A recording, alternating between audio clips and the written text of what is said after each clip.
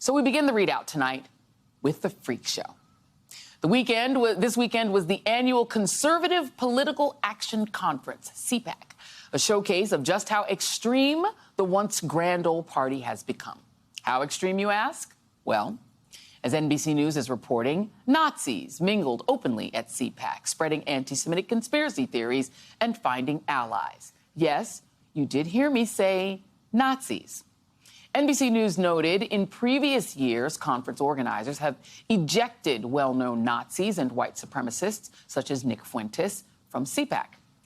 But this year, racist conspiracy theorists didn't meet any perceptible resistance at the conference where Donald Trump has been the keynote speaker since 2017. CPAC has repeatedly denied it, calling NBC's reporting fake news and grossly manipulative, and even going so far as to smear the NBC News reporter who was there talking to those very Nazis that CPAC says weren't there, saying our reporter was carrying the water for Hamas in his reporting of the recent Middle East conflict. Really, guys? Well, NBC News has the receipts, including both photo and video evidence of prominent white supremacists attending the event. Now, unless this was someone other than a Nazi giving a Nazi salute in the lobby of the conference hotel, well, there you have it. They are letting literal Nazis into their den of idolatrous Trump worship. I guess it makes sense, since CPAC goes beyond just Trump worship by also serving as the coming together of those pushing white replacement theory and anti-immigrant bigotry. And not far from that conference in Washington, D.C., you have almost the entirety of the Republican Party in Congress worshiping Trump, too. You have this guy. There's no question, none, that President Trump is practically and morally responsible for provoking the events of the day. No question about it. Even Senate Minority Leader Mitch McConnell, who clearly knows better, is reportedly in talks to endorse Trump, despite the fact that Trump has repeatedly mocked him, reportedly calling him a done son of a B word, not to mention repeatedly mocking his wife and former Trump cabinet member Elaine Chao. McConnell is preparing to kiss the ring. And today, McConnell, along with Speaker Mike Johnson, who just last week made the pilgrimage to Mar-a-Lago for the mandatory thumbs-up photo with the man pulling his strings, joined Senate Majority Leader Chuck Schumer and House Democratic Leader Hakeem Jeffries at the White House with President Biden to discuss the looming government shutdown. Now, of course, if there's any potential to prevent a government shutdown, it's not McConnell or Johnson who will decide that. They will need to turn to the party's real leader, Geppetto himself, Donald Trump. And right now, Trump's concern has nothing to do with whether the government shuts down. He may actually prefer it, believing it will somehow help him in the upcoming election. Remember, he wants the economy to crash before November. And that is where his concern lies. Not to become president to provide for the American people. No, no, no. It's all to save himself from accountability from the 91 criminal charges that keep him awake at night. It's clearly driving him crazy. Just look to his low-grade Twitter knockoff, where he screams in all caps that all these fake political prosecutions must be immediately halted.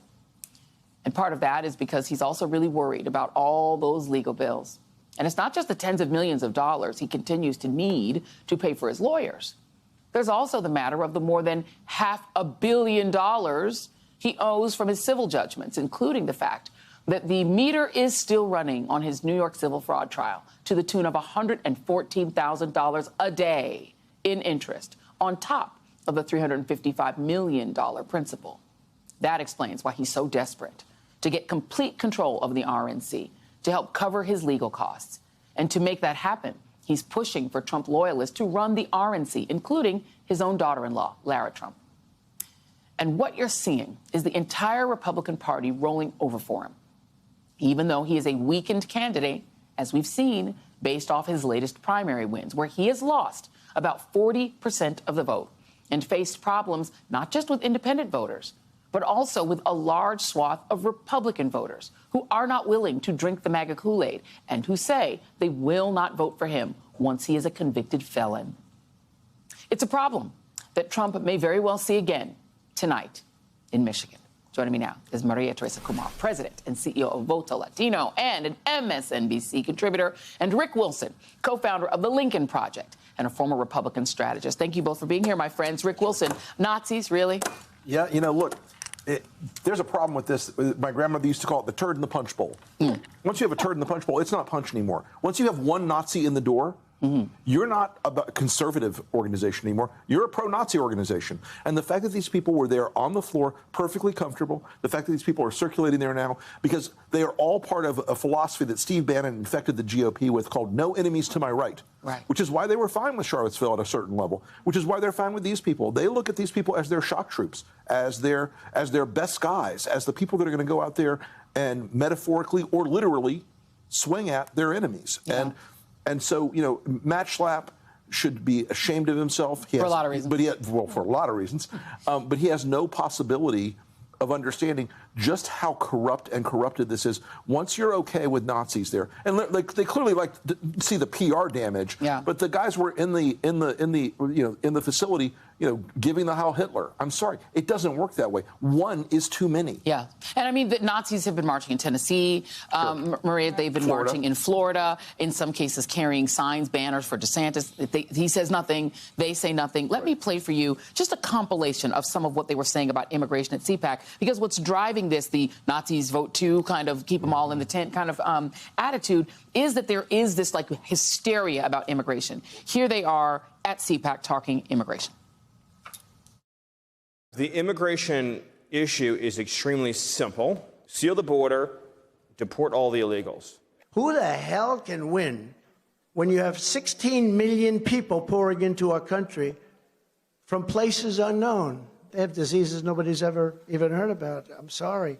I feel badly for the people, but we don't want to have this contagion in our country. Our leaders are determined to repeat every mistake that led to the collapse of empires before us. Here are just a few of the common themes from history. Mass immigration and infiltration by foreigners who don't share our values and culture or even our language. Contagion. They get even a Jewish fellow, Stephen Miller, and Ben Carson, an African-American, to say it, to say the words, to say the things. It's happening. I think one of the biggest challenges is for us to remember what was life under Trump when he was president. Sure. And it was a constant anxiety across all of America. And we seem to forget that those words that they speak of actually have consequences. It was the El Paso massacre, the person who conducted that Venice crime against Latinos that was inspired by Trump's then president's feed saying that there was a mass Mexican invasion. Right. And 23 people lost their lives. Those words are going to translate into something else. And what my hope is that as we are going into the State of the Union from the President of the United States, is that he uses that opportunity to remind the American people the contrast between him and Trump, and that under his presidency, we are a thriving multicultural America. My concern is for that child right now who is of immigrant descent, which is the majority of us, saying, oh my goodness, I don't belong, and being othered and being bullied. There's so many incidences that we are seeing right now of racial profiling amongst ourselves that are not even reported because people feel that they cannot. And so what he is actually creating is an incredibly dangerous tension that is going to pit Americans against each other. And the only people who benefit from that?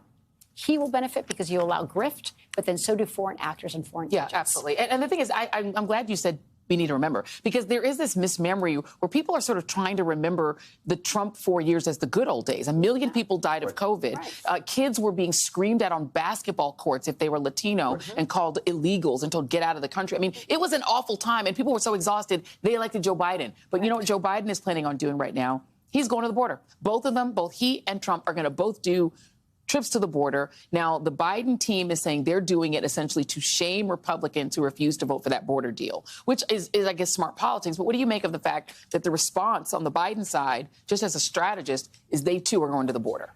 Look, they're going to take away the one thing Trump claims he has, which is strength on the border. Biden has offered, and the Democrats have offered, the best and most balanced border security bill that's been out there in 45 years. And the people that are siding with the cartels and the coyotes and the smugglers and all the catalog of demons the Republicans talk about every day, the one guy keeping that border open is Donald Trump. Yeah, demanding that they He's the one. And Biden has a chance to invert the alleged strength that Trump thinks he has. And if I were Biden, I'd go down there and say, he built a wall that was a joke that we paid for. He never did anything except talk on this. And the dangerous parts of the border, especially on the drug smuggling side, the fentanyl smuggling side, those are people who now rely on Donald Trump for their business model. Yeah, and look, he's going in the midst of these polls. Let's just look at this. Is illegal immigration a very serious problem? 91% of Republicans say yes. 41% of Democrats, too. And so it's become a thing where it's increased among every single group from 2015 up to 2024. It's a shared concern. Well, and I think one of the things that we all also have to realize is that by the time that someone gets to the border, Joy, that is not our immigration policy. Right.